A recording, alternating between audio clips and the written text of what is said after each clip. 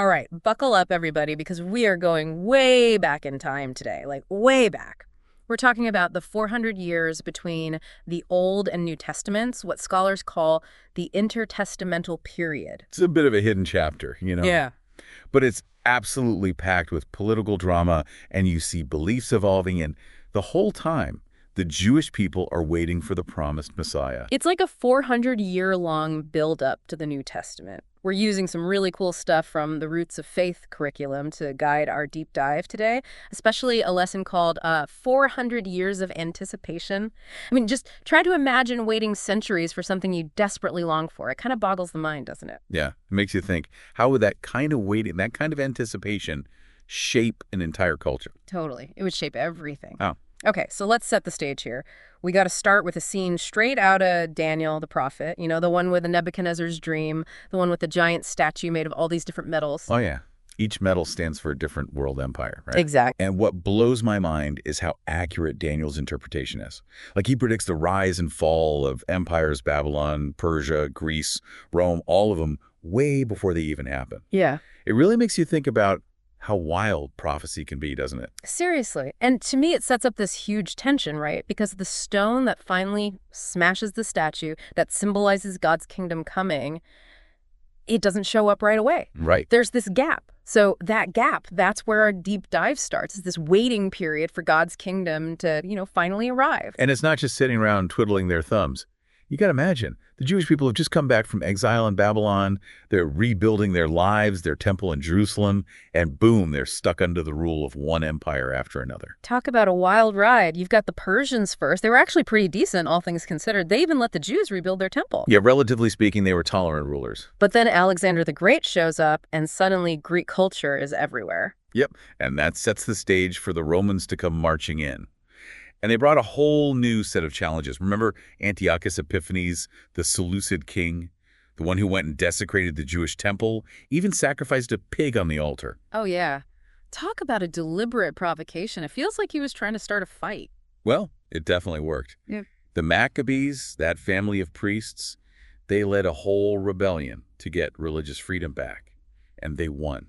So it's like this constant battle trying to hold on to their traditions and beliefs while also surviving under the rule of these big, powerful empires. Exactly. It was a balancing act for sure. It makes you wonder, how did they do it? How did they hold on to their identity in all that chaos? Was it just like pure stubbornness? Well, resilience definitely played a part, but they also adapted in some really fascinating ways, especially when it comes to their social and religious life. For example, the rise of synagogues. They became centers for worship and study, a place for community, especially as the temple was constantly being challenged. So it went from one central spot, the temple, to these more local gatherings. Precisely. And then you have the development of the Sanhedrin, this powerful Jewish council that made decisions about everything. Really, religious matters, legal matters, you name it. Imagine them debating points of law, trying to make sense of their world, but always trying to keep their traditions alive. But they weren't all on the same page, right? There were tons of different Jewish groups with different ideas about how to practice their faith. Oh, absolutely. You get the Pharisees. Those guys were super strict about following the law, like every single detail. They believed that being righteous was the key to bringing the Messiah. So they were looking for, like, a Messiah who was also a legal expert? Basically. Then you have the Sadducees. They were more focused on the temple and the priests and all the rituals. They weren't so convinced about all the elaborate ideas about the Messiah. So Pharisees are looking for a revolution. The Sadducees are more about keeping things the same. You got it. And then there are the Essenes, those guys who went out to the desert to form their own communities. They were all about purifying themselves for the coming kingdom. Like they were prepping for a spiritual marathon or something, huh? Totally. And then you have the Zealots. Now, those guys were fiery. They thought the only way to get the Messiah's kingdom was to fight the Romans. No peace, just war. Definitely a different approach from these Essenes. It's wild how all these different interpretations existed within the same faith. That's what makes this period so fascinating.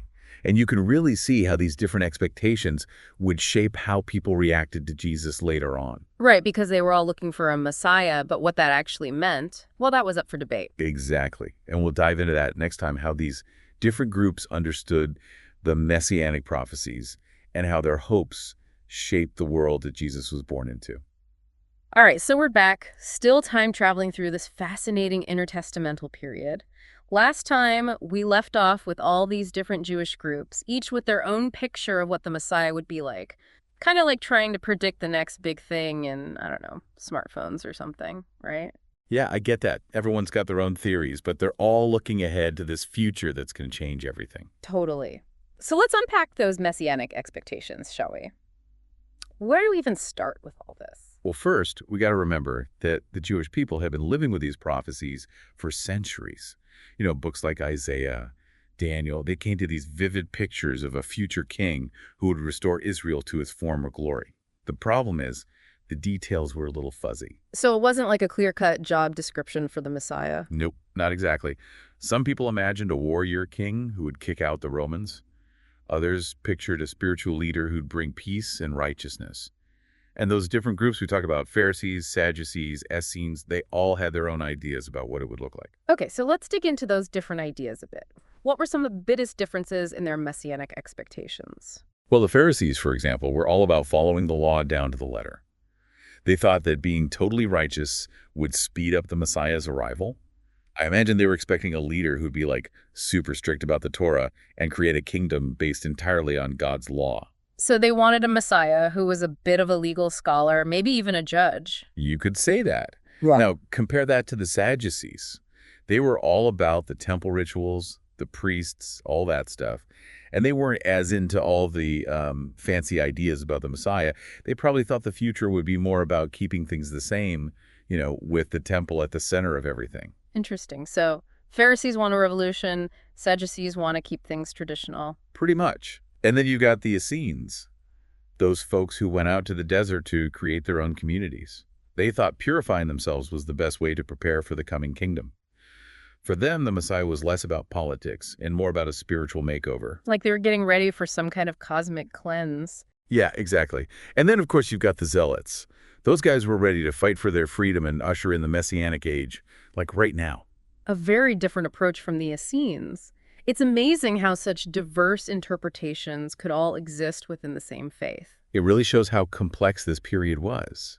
And you can see how those different expectations would shape people's reactions to Jesus later on. Some folks were totally ready to accept him as the Messiah, while others felt threatened by what he said and did. Because everyone had their own idea of what a Messiah should look like. Exactly. And it wasn't just theological debates happening during this time. The way they expressed their faith was changing too. We talk about synagogues becoming more important, but those weren't the only places where these ideas were being explored. Right. There was a ton of writing going on. You mentioned the Apocrypha and Pseudepigrapha earlier. What can those books tell us about how people thought about the Messiah? Well, imagine reading these texts as a window into the hopes and fears of that time. They're full of apocalyptic visions, prophecies about doom and salvation, this deep desire for God to step in and do something. So they weren't just sitting around waiting. They were actively trying to understand their faith and their place in the world. Precisely. And it wasn't just limited to Judea either. Remember, Jewish communities were spread all over the Mediterranean world. That's what we call the diaspora. And they were all connected by this shared heritage and the hope for a better future. Exactly. Imagine these communities scattered all over the place, sharing their stories and interpretations and prayers, all focused on this shared anticipation. It's really quite remarkable. It makes you think. Did that shared hope help them survive all that persecution and hardship? Did it help them hold on to their identity when the world around them was trying to change them? That's a great question, and something to think about as we move into the final part of our deep dive. Because the intertestamental period wasn't just about waiting for a Messiah.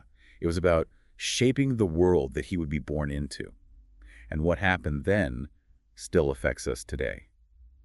All right, welcome back to the final part of our deep dive into the intertestamental period.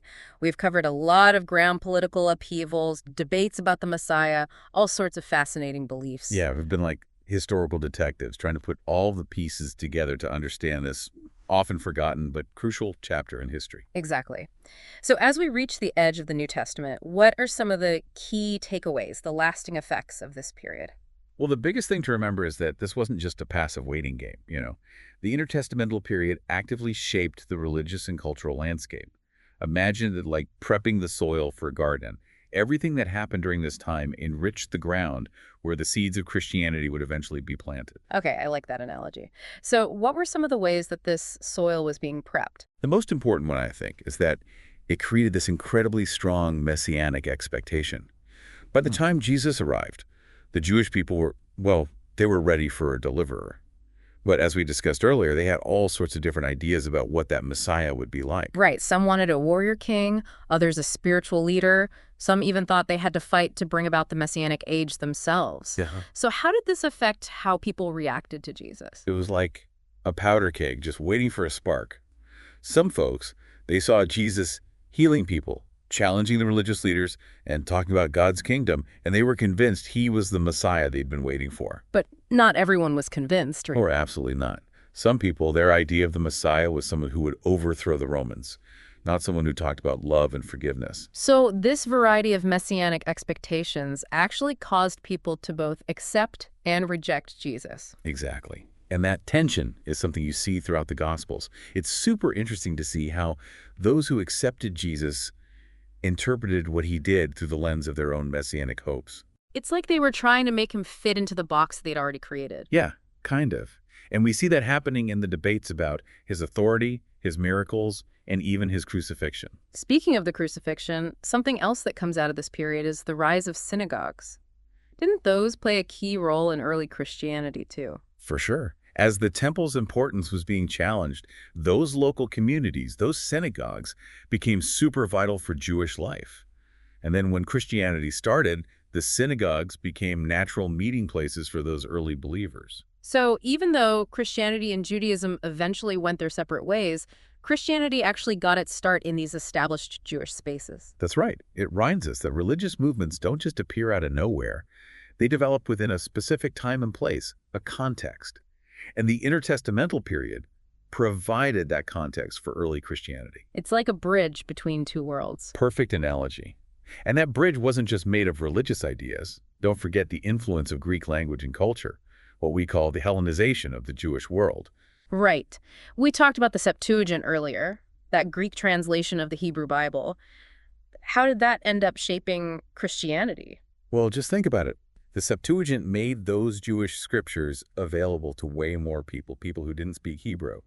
And that turned out to be hugely important for early Christians, since many of them came from Gentile backgrounds. So they could connect Jesus back to the Old Testament prophecies in a language they actually understood. Yeah, exactly. The Septuagint helped them see Jesus as fulfilling those prophecies, which shaped their theology and their understanding of his mission. It's amazing to see how one historical event leads to another and how it all ultimately influences the course of, Western civilization. History is like that. It's all connected. And the intertestamental period is the perfect example of how a time that seems quiet can actually be full of changes that are preparing the way for something huge, something groundbreaking. So as we finish up this deep dive, what's the one thing you hope our listeners will remember about the intertestamental period? I hope they realize that this wasn't just some empty space between the Old and New Testaments. It was a super dynamic era that shaped the world that Jesus was born into and the faith that would ultimately spread across the globe. It was a time of anticipation, innovation, and just massive transformation. It's like those 400 years were a crucible, forging the ideas and expectations that would eventually give rise to Christianity. Absolutely. And I hope our listeners will be inspired to dig into this fascinating period and discover its richness for themselves. And that's it for our deep dive into the intertestamental period. We've traveled through 4 centuries of history, uncovering hidden connections and exploring the complex web of beliefs and events that shaped the world we live in today. History is so much more than just names and dates. It's a living story that still resonates with us today. So the next time you open up your Bible, take a second to think about the intertestamental period, those 400 years that bridged the gap between 2 testaments and prepared the way for a new faith. Until next time, keep exploring, keep asking questions, and keep diving deep.